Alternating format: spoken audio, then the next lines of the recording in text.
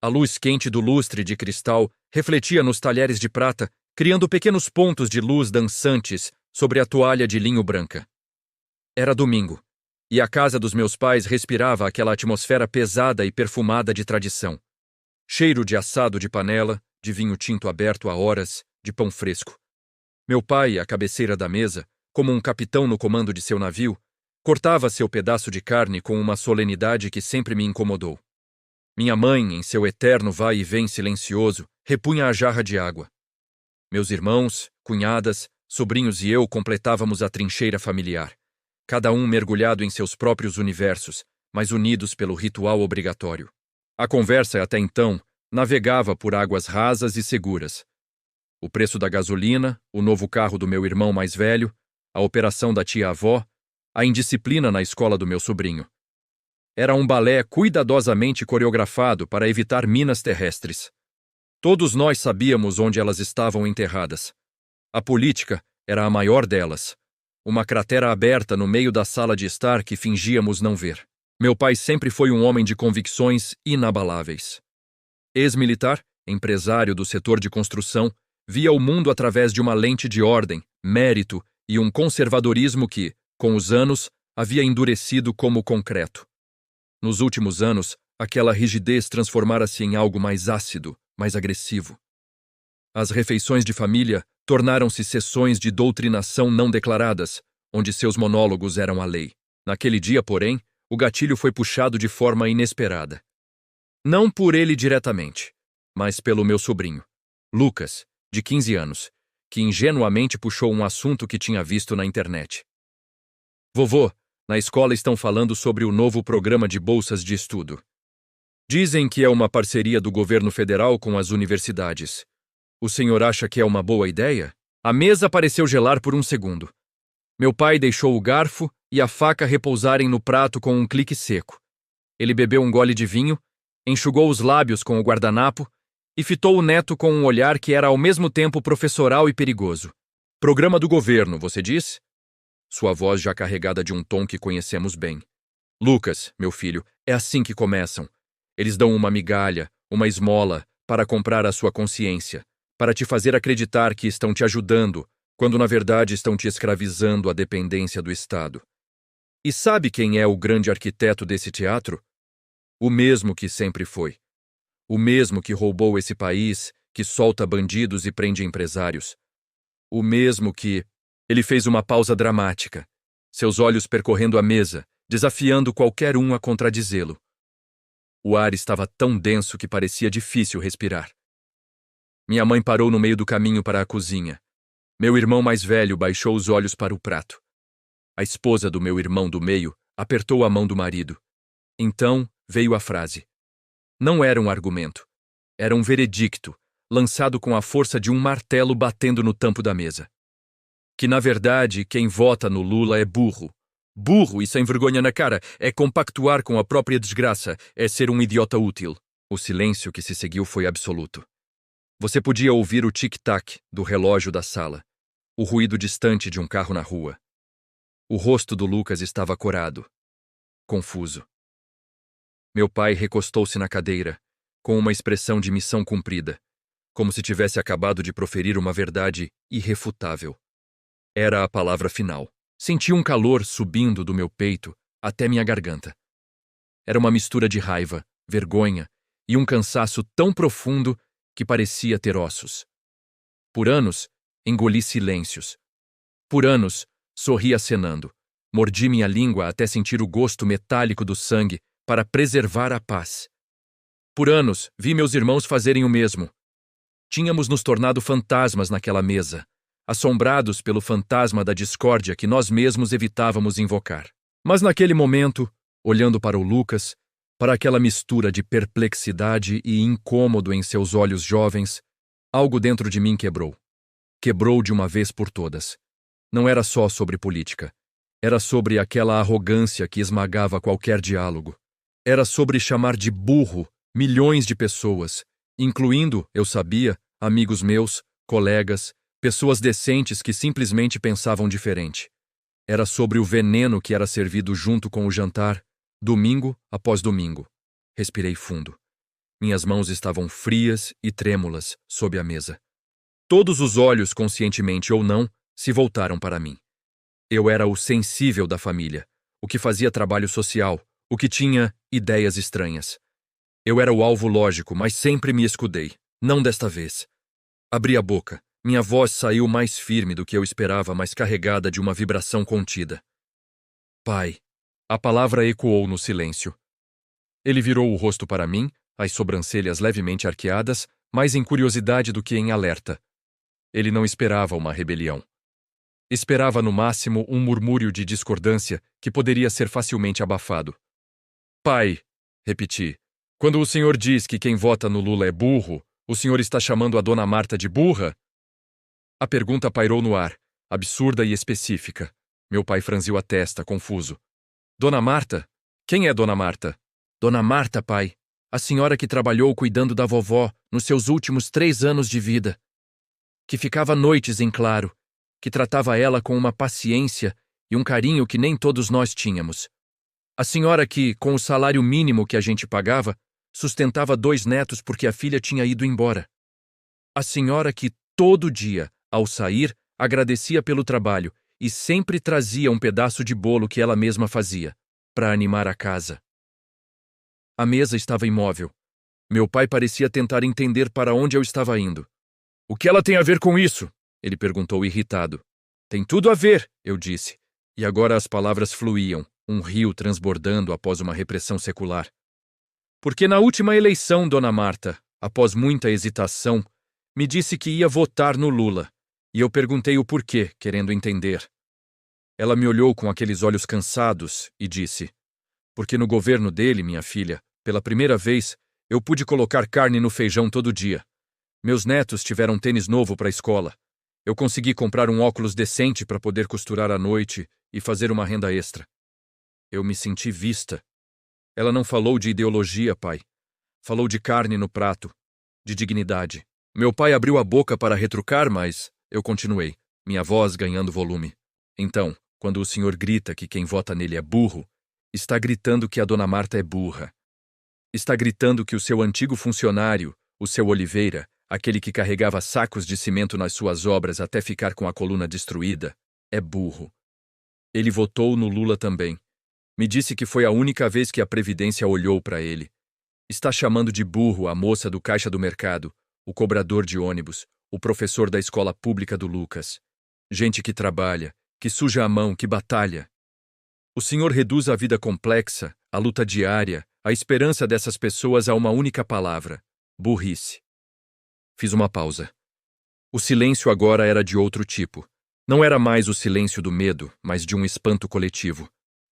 Meu irmão do meio me olhava fixamente, com um canto da boca levemente tensionado, como se estivesse segurando algo. Minha mãe estava pálida. Não estou aqui para discutir sigla de partido, pai. Estou aqui para dizer que essa palavra, burro, é covarde. É a forma mais fácil de não ter que pensar, de não ter que ouvir, de não ter que se colocar no lugar do outro. O senhor tem todo o direito de criticar governos, de apontar erros, de ter a sua convicção. Mas chamar milhões de pessoas de burras porque elas enxergam no mesmo candidato uma solução diferente, uma esperança diferente, isso não é opinião. É desprezo. Meu pai estava vermelho. Suas mãos se apertaram sobre a mesa, os nós dos dedos brancos. Você está defendendo um corrupto! Está defendendo um bandido! Ele rosnou, seu argumento nuclear, sua bomba atômica que sempre calava a todos. Eu respirei fundo, sentindo o coração bater no meu peito como um tambor de guerra. Não, pai, estou defendendo a dona Marta. Estou defendendo o direito dela de não ser chamada de burra por você. Estou dizendo que a política é complexa e que chamar o outro de idiota é a única maneira que a gente encontra para não enxergar que, no fundo, todo mundo nessa mesa e fora dela só está tentando sobreviver. Da melhor maneira que consegue, com as ferramentas e as esperanças que tem. Olhei novamente para o Lucas. Ele estava me olhando com uma atenção total, seus olhos adolescentes, que antes estavam vidrados no celular, agora fixos em mim, naquela ruptura do universo familiar que ele testemunhava. E eu me recuso, concluí, minha voz voltando a um sussurro carregado, a acreditar que a dona Marta, que cuidou da vovó com tanto amor, é burra. Eu me recuso a aceitar que o mundo é preto e branco assim. E me recuso, principalmente, a continuar sentando nesta mesa e ouvindo esse tipo de coisa em silêncio, como se fosse normal. Porque não é. O último eco das minhas palavras se dissolveu no ar. Ninguém se moveu. Ninguém falou. O prato de comida à minha frente estava intocado. Frio. Meu pai me encarava, e pela primeira vez em minha vida adulta, eu não desviei o olhar. Eu não vi apenas raiva em seus olhos. Vi algo mais profundo, mais perturbador. Uma fissura. Uma pequena, ínfima rachadura na parede de certezas absolutas que ele havia construído ao redor de si. A mesa permanecia em um silêncio total, pesado, histórico. Era o silêncio de um equilíbrio quebrado, de um contrato tácito rasgado. E no centro daquele silêncio, eu esperava, com minhas mãos ainda trêmulas sob a toalha de linho branca, pelo que viria a seguir. O silêncio que se seguiu não era vazio. Era denso, palpável, como se tivéssemos mergulhado em uma piscina de azeite pesado. Você podia ouvir o ronco distante da geladeira na cozinha, o tilintar quase imperceptível do cristal do lustre, balançando levemente com alguma corrente de ar. Mas o som mais alto era o da respiração contida de todos ao redor da mesa. Meu pai não desviou o olhar. Seus olhos, de um azul acinzentado que sempre me pareceu o de um céu de inverno, perfuravam-me. A raiva inicial, aquele rubor súbito, tinha dado lugar a algo mais calculado, mais frio. Era a expressão de um general que vê uma de suas tropas mais leais virar as armas contra ele. Ele não gritou, não bateu na mesa. Suas mãos, antes cerradas com força, relaxaram-se lentamente sobre a toalha. Ele as observou por um segundo, como se não as reconhecesse. Então é isso, ele disse finalmente. A voz dele não era um rugido, era baixa, áspera, carregada de uma decepção que doía mais do que qualquer berro. Depois de tudo que eu fiz por essa família, construindo isso aqui do nada, minha própria filha me chama de... O quê? De desprezível? Na minha própria mesa. A palavra filha ecoou. Ele sempre usava meu filho para todos, homens e mulheres, num hábito militar. Dizer minha filha era uma manobra, era pessoal. Era para lembrar a mim e a todos do laço de sangue que eu acabara de cortar na visão dele. Não te chamei de nada, pai, respondi, tentando manter a firmeza na voz. Ela tremia um pouco, traindo a adrenalina que ainda corria em mim como um rio desgovernado. Falei sobre uma palavra, sobre o que ela faz com as pessoas, sobre a Dona Marta. Ah, a Santa Dona Marta! Ele cuspiu o nome, mas ainda sem levantar a voz. Era um sussurro carregado de veneno. A coitadinha! E você acha que os políticos se importam com ela? Você é tão ingênua. Eles usam o sofrimento dela, a história dela, para ganhar voto. Compram ela com um osso, e ela fica feliz, latindo e agradecendo. E você cai nesse conto de fadas. Acha que é sobre carne no feijão? É sobre poder. Sempre foi. Ele estava se recompondo, trocando a ofensa pela argumentação. Esse era um terreno que ele conhecia melhor. Meu irmão mais velho, Carlos, viu uma abertura e tentou a manobra de pacificação clássica. Pai, vamos com calma. Ela não quis dizer que... Começou Carlos, sua voz de mediador corporativo tentando suavizar os ânimos. Cala a boca, Carlos, meu pai cortou, sem sequer olhar para ele. O choque fez Carlos recuar na cadeira, como se tivesse levado um tapa. Meu pai não permitiria que intermediários roubassem o duelo que estava se estabelecendo. Ele mantinha os olhos em mim. Sua irmã quis dizer exatamente o que disse. Ela acha que eu sou um homem cruel que despreza os pobres. Não é, minha filha? Era uma armadilha. Se eu dissesse que sim, confirmaria a traição total. Se dissesse que não, invalidaria tudo que eu havia falado. Senti o suor frio na nuca. Acho que o senhor é um homem que parou de ouvir, eu disse, escolhendo minhas palavras com um cuidado de desarmador de bombas, que transformou suas convicções, que eu respeito, em muros, e acha que quem está do outro lado do muro é, por definição, inferior. Burro. E isso, pai, assusta mais do que qualquer opinião política. Minha mãe, até então uma estátua de pânico silencioso, fez um pequeno ruído, um gemido abafado, Por amor de Deus, parem com isso. É um jantar de domingo.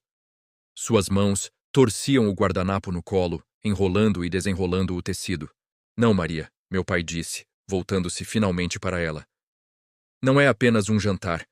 É aqui que a família se encontra. É aqui que passamos os valores. E parece que alguns valores não pegaram. Seu olhar voltou a mim, e desta vez havia uma tristeza genuína misturada à ira. Eu trabalhei a vida inteira para dar a você, a todos vocês, uma educação de qualidade. Paguei as melhores escolas, universidade. Para quê? Para você ficar do lado de uma doméstica contra seu próprio pai? Para usar os exemplos dela para me ofender? Aquela frase, uma doméstica, dita com tanto desdém, reacendeu a chama em mim. É exatamente isso que estou falando, pai. Uma doméstica. Ela tem nome. Ela é Dona Marta. E não é ficar do lado, é entendê-la, é reconhecer que a experiência dela no mundo é completamente diferente da sua. E que o voto dela não é um selo de burrice, é um cálculo de sobrevivência. O senhor nunca teve que calcular se no fim do mês ia faltar dinheiro para o leite das crianças. O senhor calculou contratos, lucros, investimentos. São mundos diferentes, e nenhum é mais burro que o outro. São diferentes. Meu sobrinho Lucas estava com os olhos arregalados, saltando do avô para mim e vice-versa. Como em uma partida de tênis de altíssima tensão. A esposa do meu irmão do meio, Júlia, uma mulher sempre discreta, baixou a cabeça, mas não conseguiu esconder um pequeno aceno, quase imperceptível, de concordância. Foi um piscar de olhos de solidão em meio ao campo de batalha. Meu pai respirou fundo, inflando o peito. Parecia que estava se preparando para um longo discurso, para esmagar minha rebelião com o peso de sua retórica. Mas então, algo inesperado aconteceu. Meu irmão do meio, André, o mais quieto, o que sempre pareceu viver numa concha, falou. Sua voz era rouca, pouco usada em discussões. Ela tem um ponto, pai. A frase, simples e clara, caiu como uma granada no novo silêncio que se formava. Todos, inclusive eu, nos viramos para ele. André não era dado a confrontos.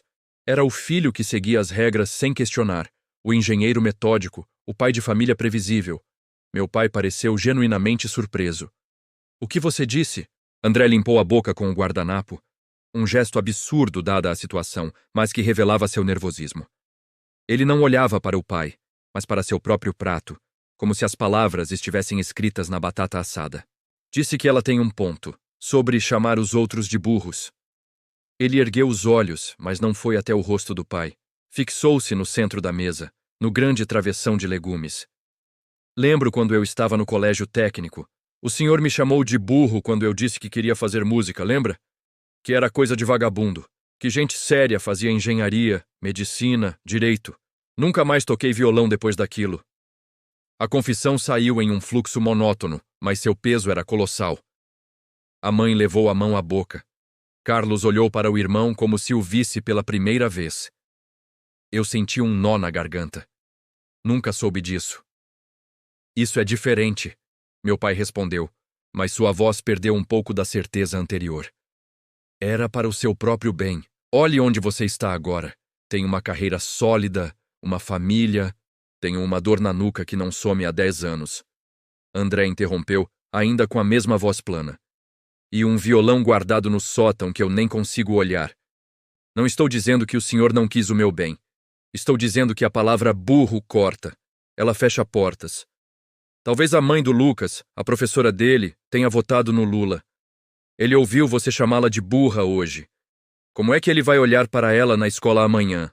A conversa havia saído completamente dos trilhos do debate político abstrato e entrado no terreno pantanoso e íntimo das feridas familiares. Meu pai estava visivelmente desequilibrado. O ataque não vinha mais apenas da filha sensível e emocional, vinha do filho racional e estável. Sua fortaleza estava sendo cercada por inesperados. Ele olhou para todos ao redor da mesa, seu olhar buscando um aliado, um sinal de lealdade. Meu irmão Carlos evitou o contato visual, interessado de repente no vinho em sua taça. Minha mãe chorava silenciosamente. Júlia apertou a mão do André sob a mesa. Foi quando o Lucas falou. Sua voz adolescente, que ainda oscilava entre tons graves e agudos, quebrou o impasse. Vovô, eu não acho a professora Cristina burra. Ela é a melhor professora que eu já tive. E ela tem um adesivo na garrafa de água. É do mesmo partido. A informação, dada com a crueza factual de um adolescente, foi o golpe final na narrativa do meu pai. Não era mais sobre figuras distantes, sobre os petistas abstratos. Era sobre a professora querida do neto. Uma pessoa real, presente, respeitada. Meu pai pareceu, pela primeira vez em minha memória, cansado. Muito cansado. Os ombros, sempre erguidos com postura militar, cederam um pouco. Ele olhou para o Lucas e algo no rosto do avô se suavizou. Era impossível para ele estender o burro até aquela criança, até a professora que ele admirava. Ele não se rendeu. Não pediu desculpas. Um homem como ele jamais faria isso. Mas ele quebrou o contato visual. Olhou para seu prato, para a comida que já não tinha mais sabor para ninguém. Está todo mundo maluco, ele murmurou, mais para si mesmo do que para nós. A família está desmoronando, por causa de política, por causa de outsiders. A palavra outsiders foi sua retirada estratégica. Ele não podia mais atacar os burros diretamente, então atacou a ideia da discussão, o fator externo que havia corrompido seu domínio pacífico. O silêncio retornou, mas era diferente agora. Não era mais o silêncio do choque paralisante, mas o de um campo de batalha após o cessar-fogo. Havia crateras abertas por toda parte. Havia verdades dolorosas expostas ao ar livre. O jantar, obviamente, tinha acabado. Meu pai levantou-se lentamente da cadeira. O som das pernas da cadeia arrastando no piso de madeira pareceu um trovão. Não tenho mais fome, ele anunciou. E sem olhar para trás, dirigiu-se para seu escritório fechando a porta com um clique suave, mas definitivo. A porta fechada era um ponto final. O resto de nós ficou ali, presos naquela atmosfera de tragédia grega doméstica. A mãe se levantou e começou a recolher os pratos com movimentos mecânicos. O choro agora silencioso escorrendo por seu rosto. Carlos exalou um longo suspiro e buscou sua taça de vinho. André continuou olhando para o prato, sua mão ainda entrelaçada com a de Júlia. Lucas me olhou. Em seus olhos havia confusão, um pouco de medo, mas também uma centelha de algo novo. Era o olhar de quem viu pela primeira vez que as estátuas gigantes que habitam a infância podem, de fato, ser questionadas. Que a autoridade não é um monolito. Eu me senti exausta, vazia. Tinha dito o que precisava dizer, mas a vitória, se é que havia alguma, era amarga e cheia de consequências imprevisíveis. A pergunta que agora pairava sobre a mesa desfeita, entre os pratos sujos e os talheres abandonados, era mais assustadora do que qualquer discussão política. O que acontece amanhã? O sol de segunda-feira iria nascer sobre uma família ainda unida ou sobre os escombros de algo que nós, na nossa ânsia por verdade, havíamos demolido? O silêncio no resto da casa era profundo, mas o eco das palavras ditas ainda reverberava em cada cômodo, mais alto do que qualquer grito. A noite que se seguiu ao jantar foi a mais longa da minha vida. O apartamento, que eu chamava de lar, parecia um cenário estranho e hostil. Cada som, o barulho da geladeira, o ronco do elevador no hall, me fazia saltar. Minhas mãos ainda tremiam.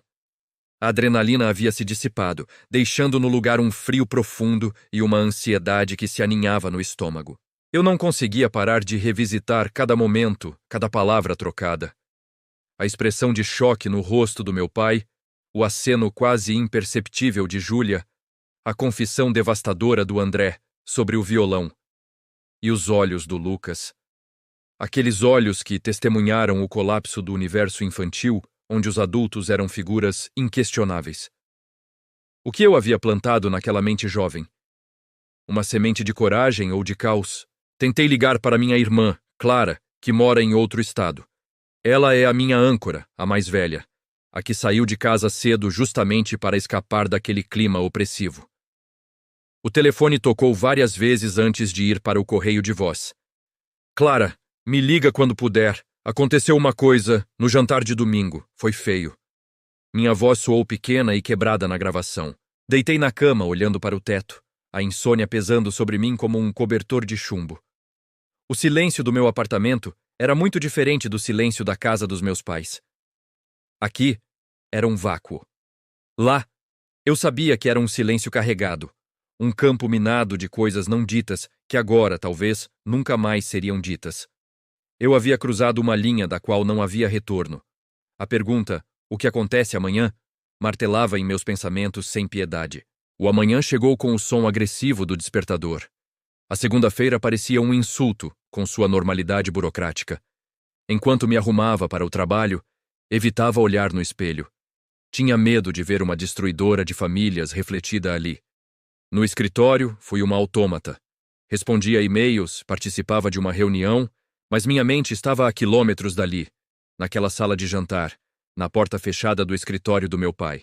Foi no final da tarde, enquanto eu procrastinava em uma planilha interminável, que o celular vibrou. Era uma mensagem no grupo da família, aquele que servia majoritariamente para combinarmos jantares e aniversários. O coração deu um salto dentro do peito. A mensagem era da minha mãe, breve, sem emojis. Pessoal, seu pai não está se sentindo bem. O médico veio aqui e disse que é pressão alta. Pediu repouso e silêncio. Por favor, não venham visitar hoje. Vou cuidar dele, só mantendo vocês informados. A mensagem era uma obra-prima de comunicação familiar tóxica. Não era um pedido de ajuda, era um comunicado, um aviso. E lida entre as linhas, uma acusação. Vejam o que vocês fizeram. A pressão alta, o silêncio necessário, eram armas no arsenal do meu pai, transformadas em sintomas médicos. Era a sua retirada estratégica se transformando em um ataque de vitimização. Ele não precisava gritar de novo. Bastava deitar na cama, pálido, e deixar que a culpa e a preocupação fizessem o trabalho por ele. Imediatamente, o grupo começou a pipocar. Carlos. Nossa, mãe, que susto! Precisa de alguma coisa? Mando à farmácia levar os remédios. André. Mantenha a gente informado. Melhoras para o pai. Júlia, esposa do André. Força, Dona Maria. Tudo vai ficar bem. As mensagens eram cordiais, preocupadas, mas eu conseguia sentir a tensão por trás de cada palavra. Ninguém mencionou o jantar. Ninguém mencionou a discussão. Era como se um grande véu tivesse sido puxado sobre o ocorrido, e agora todos fingiam que o problema era estritamente clínico. A pressão alta era a vilã conveniente, um bode expiatório biológico para um mal-estar que era, em sua essência, emocional e moral. Fiquei paralisada, olhando para a tela. O que eu deveria escrever? Melhoras para o pai, espero que ele se recupere da discussão que eu provoquei? Ou um simples melhoras, me juntando ao coro da negação coletiva? Senti um acesso de raiva. Era tão típico, tão previsível. Minha mãe, a grande pacificadora, usando a saúde frágil do meu pai, real ou exagerada, para forçar uma trégua e, ao mesmo tempo, atribuir a culpa. Meu pai, recuando para a posição de doente, intocável, digno de pena e cuidado, não de debate ou questionamento. Eu não respondi. Desliguei o celular e o empurrei para o fundo da bolsa. Respirar fundo se tornou um ato consciente. Naquele momento, eu entendi que a batalha do jantar tinha sido apenas a primeira escaramuça. A guerra verdadeira era silenciosa e seria travada nos corredores daquela casa, nas mensagens de texto, nos jantares futuros que seriam ou não realizados. Era uma guerra de narrativa. Quem seria o culpado pelo mal-estar? A filha desrespeitosa que ousou desafiar o patriarca ou o patriarca inflexível cujas palavras haviam aberto feridas antigas? Ao sair do trabalho, caminhei sem rumo pelas ruas. O céu cinzento da cidade parecia refletir meu estado interno. Passei pela praça onde, anos atrás, a Dona Marta costumava sentar com a vovó, antes dela adoecer. Lembrei do sorriso cansado dela, das histórias simples que contava. Lembrei da sua gratidão genuína por coisas que minha família considerava triviais. Naquele momento, eu não tinha mais dúvidas. Não me arrependia do que dissera. Arrependia-me da dor, do método, das consequências? Sim. Mas não das palavras em si. Defender a humanidade da Dona Marta era defender algo fundamental em mim mesma que estava sendo asfixiado há anos. Meu celular vibrou de novo. Era uma ligação. Da Clara. Atendi, e antes que eu pudesse dizer qualquer coisa, ouvi a voz calma e firme da minha irmã. Conte tudo. A mãe me mandou uma mensagem vaga, mas pelo tom, sei que foi um terremoto. O que você fez, irmã? E eu contei. Despejei tudo. O gatilho do Lucas, a frase do meu pai, minha resposta, a intervenção do André, a porta fechada. A voz de Clara do outro lado da linha era um porto seguro. Ela não julgou. Ouviu. Quando terminei, houve um silêncio. Ele sempre usou a saúde como escudo, ela disse finalmente. Lembra quando eu disse que ia morar com o Ricardo antes do casamento? Ele passou uma semana com tonturas. É o teatro dele. Não estou dizendo que a pressão alta não é real, mas ele a usa. O que eu faço, Clara? A mensagem da mãe é como se eu tivesse dado um golpe num homem doente. Você deu um golpe num homem que estava golpeando todo mundo à mesa com palavras há anos, ela corrigiu. Ele só nunca tinha sido atingido de volta. E sobre a mãe, ela tem medo. Medo do conflito, medo de ele piorar, medo de a família desmoronar. Ela vai fazer de tudo para costurar isso de volta, mesmo que seja com uma costura torta que deixe todo mundo desconfortável. E agora? Agora você segura a sua verdade. Você não foi desrespeitosa, você foi humana. O André, coitado, finalmente falou. Isso foi milagroso. Você deu voz a ele também. E o Lucas, ele viu que pensar diferente não é um crime. Isso é um presente. Mas a família já estava doente, mana. Doente de silêncio. O que você fez foi um sintoma, não a causa da doença. Talvez agora, com o pus exposto, a gente possa começar a pensar em uma cura de verdade. Ou não. Mas não carregue essa culpa sozinha. Desliguei a ligação, me sentindo um pouco mais leve, mas a nuvem negra ainda estava lá. Ao chegar em casa, havia uma encomenda no meu portão. Era uma caixa pequena, sem remetente claro. Com o coração acelerado, era algum tipo de retaliação? Abri. Dentro, em meio a flocos de isopor, estava um pequeno violão de brinquedo, daqueles de decoração. Não havia cartão, nenhuma mensagem. Apenas o objeto, frágil e simbólico. Fiquei parada segurando o mini violão, uma onda de emoção tomando conta de mim. Só poderia ser do André. Era a maneira dele, silenciosa e oblíqua de dizer, eu entendi. Obrigado. Ou talvez, eu também estou com medo. Era um sinal. Um sinal de que eu não estava sozinha naquela solidão. Naquela noite, antes de dormir, coloquei o mini violão na estante, em um lugar visível. Ele me lembrava que, apesar do silêncio opressivo que agora pairava sobre a família, uma nova frequência havia sido sintonizada. Alguém além de mim estava ouvindo. Enquanto fechava os olhos, a imagem que vinha à minha mente não era mais a do meu pai fechando a porta do escritório. Era a do Lucas, na mesa, com seus olhos adolescente, observando, absorvendo. E a do André, quebrando anos de silêncio para contar sobre uma dor antiga. A família talvez nunca mais fosse a mesma, mas talvez, só talvez, pudesse ser algo diferente. Algo mais verdadeiro. O preço dessa verdade, porém, ainda era uma incógnita assustadora, pairando no ar como o cheiro do jantar de domingo que ninguém teve coragem de comer.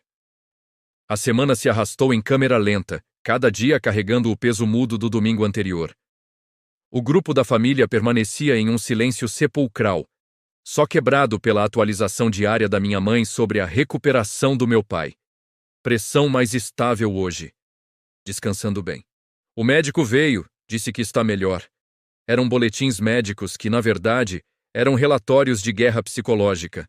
Ninguém ousava perguntar mais. Ninguém mencionava uma visita. Eu era uma ilha. A ligação da Clara e o mini violão do André eram como faróis distantes. Mas a solidão no dia a dia era concreta. O trabalho se tornou um refúgio irônico. Um lugar onde as regras eram claras e os conflitos, quando existiam, eram sobre métricas e prazos, não sobre amor ferido e lealdades rompidas. Foi na quinta-feira que o primeiro embaixador chegou. Carlos. Ele apareceu no meu escritório sem avisar, trajando seu terno de gerente como uma armadura. Seu sorriso era tenso, profissional, aquele que ele usava para negociações complicadas. Irmã, que bom te encontrar. Tem 5 minutos para tomar um café? Sabia que não era sobre café. Conduzi-o até a cafeteria mais próxima, um lugar impessoal de vidro e aço, adequado para a missão que ele carregava. Ele pediu um expresso duplo.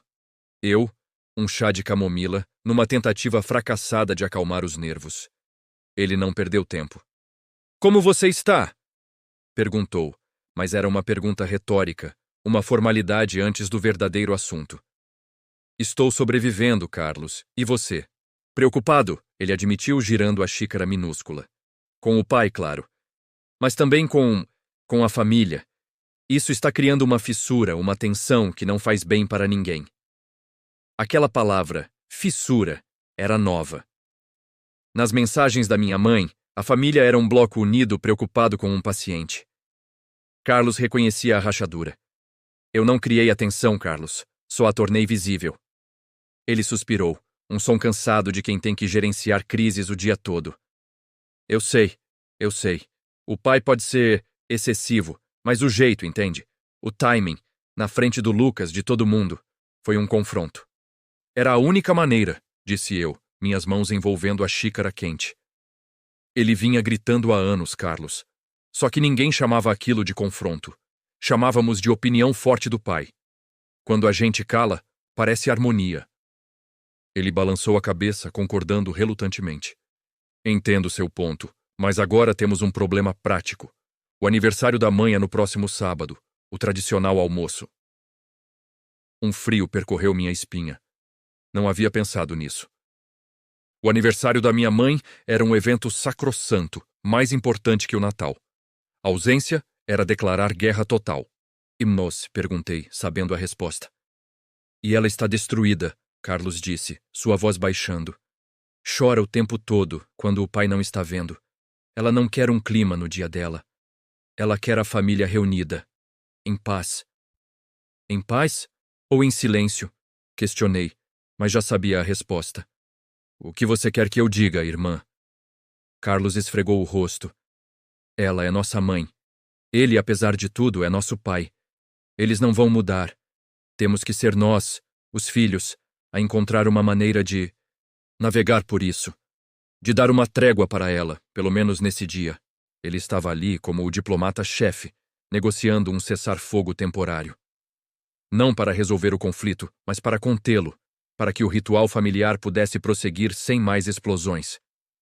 Era a tática preferida da família. Enterrar, não resolver. "E o que isso significa na prática?" Minha voz soou desprovida de emoção. "Significa ir ao almoço, significa não puxar assuntos polêmicos, significa agir com normalidade, pelo bem dela." "Pelo bem dela ou pelo bem da fachada que mantém o pai confortável?" Carlos me olhou com uma expressão de cansaço genuíno. "Os dois, não dá para separar. Eles são uma unidade. Você ataca um, machuca o outro. Você sabe disso." Fiquei em silêncio, olhando para a movimentação da rua. A normalidade do mundo lá fora parecia um insulto. "E se eu não for?" A pergunta pairou no ar como uma ameaça. Carlos deixou escapar um suspiro mais profundo. "Aí você estará escolhendo ferir a mãe de propósito e dando ao pai a prova final de que você escolheu seu lado contra a família. Estará tornando a fissura um abismo. É isso que você quer?" Era uma manipulação magistral. Colocava sobre mim o peso da felicidade da minha mãe e a responsabilidade pela desintegração final. A raiva que eu sentia no jantar voltou, mas agora era fria, calculada. "O que o André vai fazer?", perguntei, mudando de tática. "Ele vai, a Júlia também, com o Lucas. Eles concordaram que é pelo bem da Dona Maria." Claro que concordaram. André, com seu novo e frágil despertar, não teria forças para outro terremoto. Carlos havia feito seu trabalho com ele primeiro. E o pai? Ele vai estar lá, recuperado? "Ele estará lá, vai fazer um esforço, por ela." A imagem do meu pai fazendo um esforço me encheu de um nojo profundo. Seria a sua performance máxima, o patriarca magnânimo, suportando a presença da filha rebelde pelo bem da esposa amada. Ele sairia como o herói sofrido. Eu, como a filha ingrata que precisou ser tolerada. "Carlos, você realmente acha que fingir que nada aconteceu é a solução? Isso não é uma trégua." É uma capitulação. É uma trégua tática, ele insistiu, usando jargão corporativo, para preservar o patrimônio familiar, o patrimônio emocional. Depois do aniversário, podemos pensar em como lidar com isso. Eu sabia que não iam pensar em como lidar. Iam enterrar ainda mais fundo, na esperança de que o tempo fizesse o serviço sujo do esquecimento. O problema era que eu não queria mais esquecer. A verdade do André sobre o violão, a dignidade da Dona Marta, minha própria voz recuperada. Não eram coisas que eu estava disposta a colocar de volta no porão. Preciso pensar, Carlos. Ele assentiu, aliviado por eu não ter recusado na hora. Pense. Mas pense na mãe. Ela não merece ter o aniversário estragado por políticas. Lá estava ele, reduzindo tudo a políticas novamente. Era mais fácil, menos doloroso. Depois que ele foi embora, fiquei sentada sozinha por um longo tempo. A camomila estava fria. A pressão da decisão era um peso físico sobre meus ombros. Ir seria trair a mim mesma. Não ir seria punir minha mãe, que no fundo era tão refém daquele sistema quanto nós. Naquela noite, recebi uma ligação inesperada. Era Júlia. Oi. A voz dela era suave, um pouco hesitante. Tudo bem? O Carlos falou com você. Falou, o pacote de trégua pelo bem da mãe. Ela riu, um som sem humor.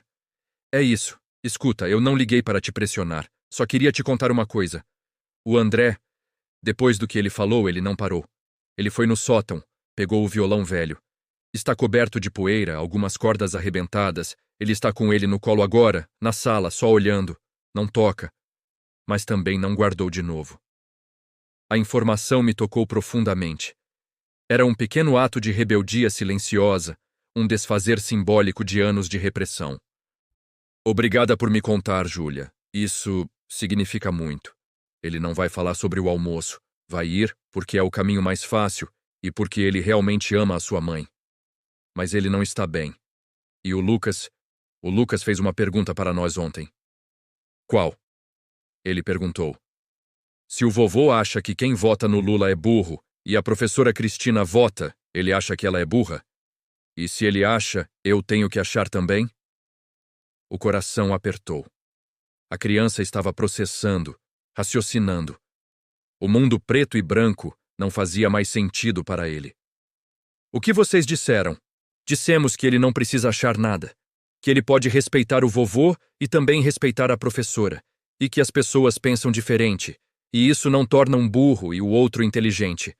Sobre o voto, falamos que é uma decisão pessoal e complexa. Ele ficou quieto, pensativo. É assustadoramente inteligente. É assustador, concordei. E o almoço? Você acha que devo ir? Júlia fez uma pausa longa. Não sei. Sei que se você não for, vai ser um inferno. A Dona Maria vai chorar o dia todo. O seu pai vai usar isso como prova definitiva contra você. E a pressão sobre você vai aumentar 10 vezes. Se você for, vai ser um inferno de outro tipo.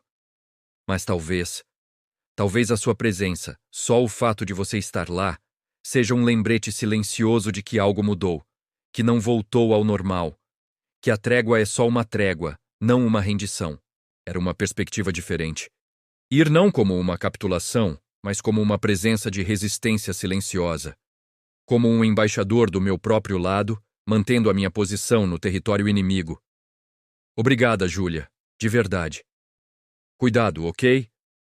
E obrigada por ter falado, por ter dado voz ao que o André carregava há tanto tempo. Isso está doendo agora, mas acho que era necessário. Desliguei sentindo que, embora cercada, não estava completamente sozinha. Tinha aliados discretos. Tinha um sobrinho questionando. Tinha um irmão olhando para um violão empoeirado. Na véspera do aniversário, ainda indecisa, passei na frente da casa dos meus pais. Não entrei. Fiquei do lado de fora, olhando a fachada imponente que sempre simbolizou autoridade e abrigo, e que agora parecia uma fortaleza de verdades sufocadas. A luz da sala de estar estava acesa, e por uma fração de segundo vi a silhueta do meu pai passando pela janela. Ele andava mais devagar. A postura não estava tão ereta. O embaixador Carlos falara em esforço. Talvez não fosse só teatro, Talvez o terremoto tivesse abalado algo dentro dele também. Virei as costas e fui embora, sem uma resposta, mas com uma decisão tomando forma no coração.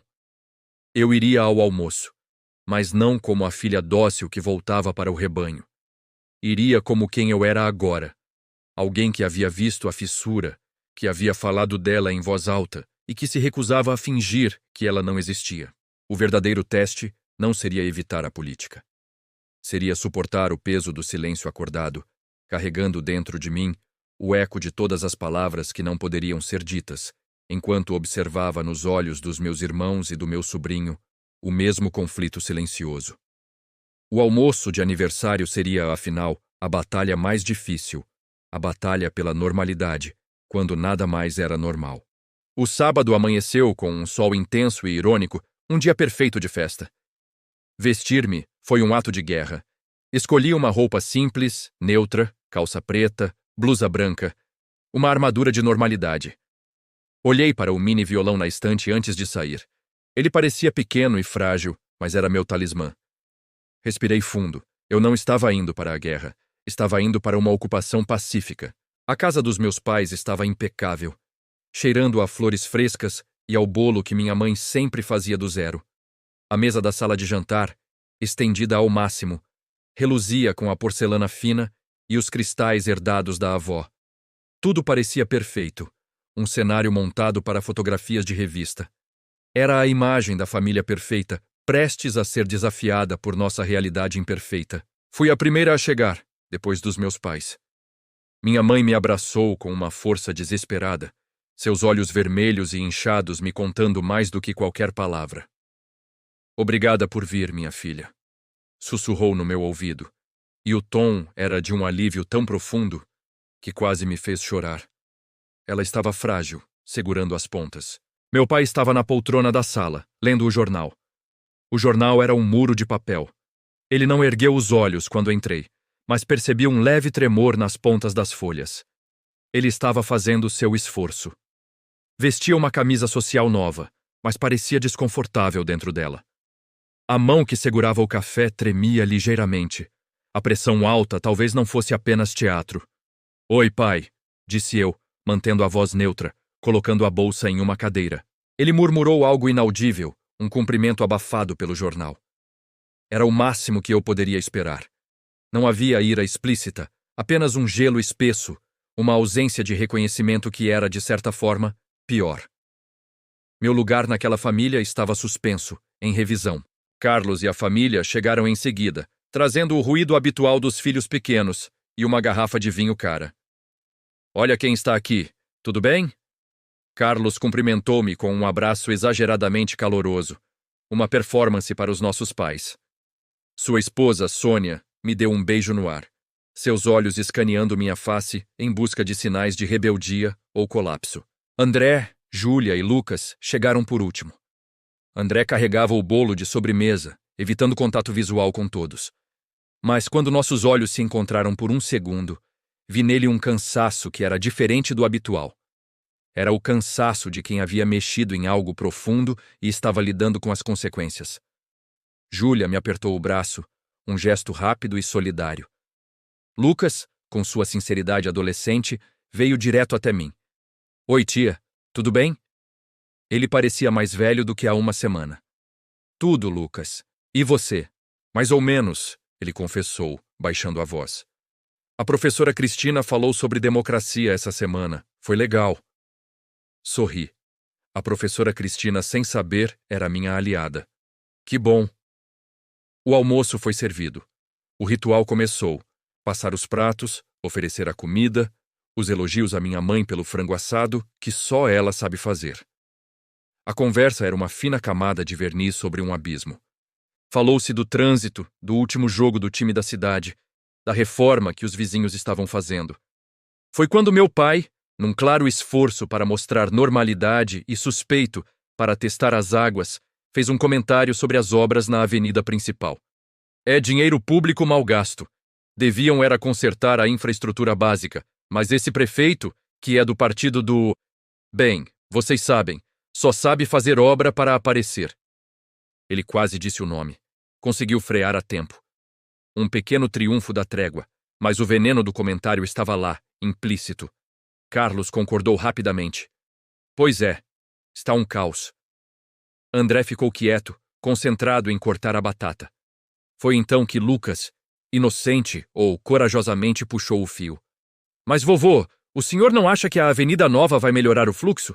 A professora Cristina disse que planejamento urbano é importante para o futuro da cidade. A faca de André parou no ar. Carlos engoliu um pedaço de frango de forma audível. Meu pai virou-se lentamente para o neto. Não com raiva, mas com uma curiosidade surpresa. Ele não estava acostumado a ser questionado, muito menos por Lucas. Pode até melhorar, filho. A questão é o custo-benefício e a motivação por trás, disse ele, em um tom que tentava ser pedagógico, mas ainda carregado de sua visão de mundo.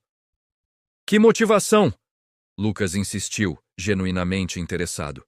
Meu pai hesitou. A armadilha era visível. Se ele desse uma resposta muito ideológica, poderia quebrar a trégua. Se fosse muito brando, pareceria que estava recuando. Bem, às vezes os políticos fazem obras grandes para ganhar votos, não necessariamente porque é o melhor para a população, ele respondeu, medindo as palavras. Ah, entendi, disse Lucas, ponderando. Então a gente tem que sempre questionar a intenção deles, é isso? A pergunta era pura, filosófica. Vinda de qualquer adulto, soaria provocativa. Vinda dele, era só a busca de um adolescente por entendimento. Meu pai ficou parado por um segundo. Sim, ele disse, finalmente. É isso, questionar. E olhou para mim. Foi um olhar rápido, mas significativo. Dentro dele, eu vi o reconhecimento. A mesma palavra que eu havia usado no domingo passado. Questionar. Lucas, sem saber, havia usado a mesma arma que eu, mas com uma inocência que a tornava inatacável. Meu pai não poderia chamar o neto de burro por questionar. E, no fundo, aquele era o núcleo de toda a minha fala. O direito ao questionamento. O resto do almoço seguiu com uma tensão mais sutil.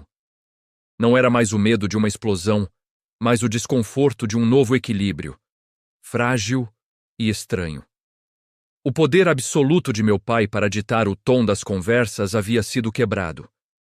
Não por um discurso inflamado, mas por um garoto fazendo uma pergunta simples. Na hora do bolo, minha mãe, emocionada, agradeceu a todos por estarem ali. A família é o maior presente, ela disse, e suas lágrimas agora eram de uma alegria real, porém frágil. Todos cantamos parabéns. Meu pai colocou o braço em volta dos ombros dela, e por um momento a imagem da família perfeita quase se concretizou. Quase. Quando começamos a levantar para ajudar a limpar, meu pai se dirigiu a mim. Não diretamente, mas para o ar ao meu lado. Você poderia vir ao escritório por um minuto? Preciso te mostrar um documento sobre o seguro da casa. Os outros pararam, disfarçando. Carlos fingiu se interessar pelo celular. André ajudou Júlia a juntar os pratos com uma concentração exagerada. Meu coração disparou. O escritório, o santuário, o local da porta fechada. A armadilha final? Claro, respondi, minha voz soando estranhamente calma. Seguimo-nos em silêncio pelo corredor. Ele abriu a porta e entrou. A sala cheirava a livros velhos, couro e um leve aroma de seu tabaco de cachimbo, mesmo ele não fumando há anos. As prateleiras eram repletas de tomos pesados e fotografias da família em molduras de prata. Fotos de uma época em que todos sorríamos sem a sombra das palavras não ditas. Ele não se sentou atrás da escrivaninha monumental. Foi até a janela e ficou olhando para o jardim. Senta, ele disse, ainda de costas. Sentei-me na borda da poltrona de couro, preparada para qualquer coisa. Um sermão, uma acusação, uma desistência formal de mim como filha. A pressão subiu de verdade, ele falou, como se confessando para o vidro. O médico disse que o estresse emocional pode descontrolar. Fiquei calada. Ele não queria uma resposta. Ele se virou lentamente. Seu rosto, sob a luz forte da janela, parecia mais velho, com sulcos mais profundos. A raiva havia se dissipado, deixando para trás uma fadiga monumental. Eu pensei no que você disse, sobre a Dona Marta. O nome saiu com dificuldade, mas saiu. Não era a doméstica. Era Dona Marta. Eu não a chamei de burra. Chamei uma ideia, um conjunto de pessoas. Ela é uma pessoa, pai. Uma pessoa dentro desse conjunto. E quando a gente generaliza, a gente atinge pessoas. Atinge o seu Oliveira. Atinge a professora do Lucas. Ele fechou os olhos por um segundo, como se a luz do sol doíssem. O Lucas, ele está questionando. Você ensinou isso a ele? Não, a vida ensinou. Eu só parei de dizer para ele que questionar era errado. Ele assentiu, devagar. Questionar. Repetiu a palavra como se a estivesse provando. Sua mãe, ela não está dormindo. Tem medo de que a família acabe. A família não vai acabar, pai.